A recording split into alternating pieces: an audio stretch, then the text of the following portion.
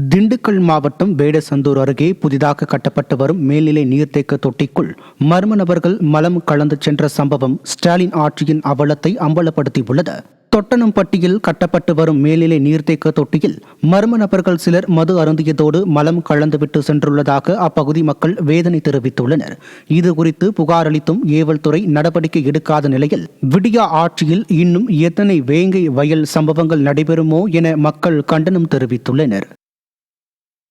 புதிதாக கட்டியமைக்கப்பட்டுள்ள குடிநீர் தொட்டியில் சில மர்ம நபர்கள் மலம் கழிந்து சீர்குலைக்கப்பட்டுள்ளது.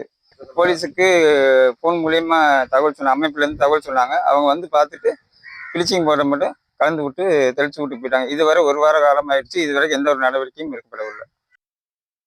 சிவகங்கை மாவட்டம் சிங்கம்புணரியில் சிபிஎஸ்இ பள்ளியில் பயின்ற 2ஆம் வகுப்பு மாணவன் மர்மமான முறையில் உயிரிழந்திருப்பது சோகத்தை ஏற்படுத்தியுள்ளது.